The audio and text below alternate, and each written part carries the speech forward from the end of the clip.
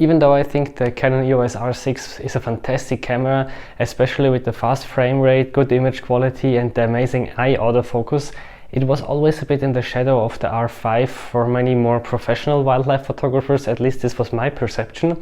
But now there are some rumors surfacing that Canon might release an R6 II in the not so far future. And I wanted to discuss a bit the first specs and how they would be interesting for us as nature and more precisely animal and bird photographers.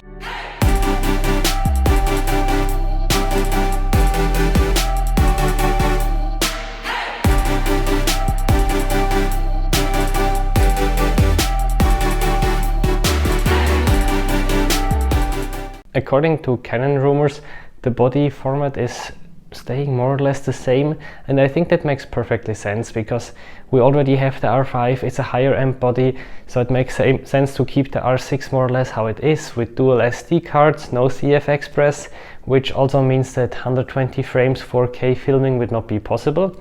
But many of you are anyway more interested in photography, so let's go to this. Here I think a really interesting one is the sensor. It will most likely not be a huge bump in megapixels, so most likely from the 20 to 24 megapixels. But I think here more important than the megapixels is what kind of sensor they're using. Like I said, the R6 sensor was already very good. It had quite fast readout, not as fast as the R5, but still you could shoot in electronic shutter most of the time, I would say. But the sensor that is rumored to be in there is the same sensor from the R3, so a stacked sensor. And I think if this would really happen, this would be fantastic. Of course, it makes on one side sense from Canon to keep the same sensor in multiple cameras because it reduces the cost for developing a new sensor. On the other hand, I also hear often that stacked sensors are very expensive, especially stacked full-frame sensors. So I'm not so sure what to make of this, but this would be really amazing.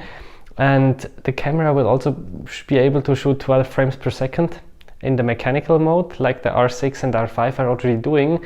But I think nobody cares if this would really have a stacked sensor, because it's like with the R3, there is not really a point, in my opinion, to then stay in the mechanical shutter mode.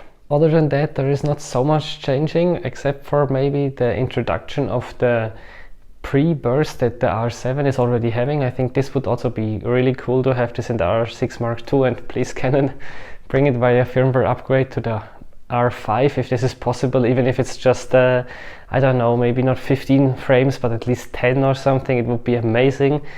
And I think it's already the R6 was already a good camera, so just with these upgrades I'm wondering if the price point will increase a bit, because it seems like it's almost closing the gap to the R5 a bit more.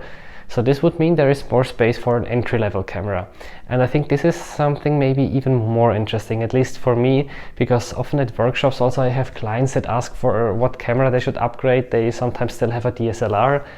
And I'm a bit struggling because the R6 is already much more expensive than Canon R. And often they don't need as much of the R6, and if the R6 Mark II would now have a stacked sensor and 20 frames per second with no rolling shutter, that's amazing. But for some people maybe even, well, they don't need to pay for these features. So here an updated R, which might be called R8 after, if we trust the rumors, would be a wonderful camera in my opinion. If they would just update a new sensor, again, I don't know, in the 24 to 30 megapixel range, maybe remove the touch bar. I was never a fan of this, and just give us a joystick and keep production costs down. For me, in a camera like this, it's also fine if the viewfinder is not of the newest generation. If the camera is just shooting, I don't know, 8 frames per second mechanical and maybe 15 electronically with not too much rolling shutter, I think this would be a fantastic camera. And I think then the whole lineup from Canon would look a bit more complete. So this was a very short summary of my thoughts. Unfortunately, I also think it will still take a while until we see an update of the R5. It's only a bit more than 2 years old, so I'm already surprised that the rumors of the R6 are starting to pop up more and with more detailed information. So let me know in the comments, what would you like to see in a R6 Mark II or in the successor of the Canon EOS R? What would help you to get better images, or would just be a feature you say, that's cool enough that I would upgrade? Let me know, and see you next time. Bye!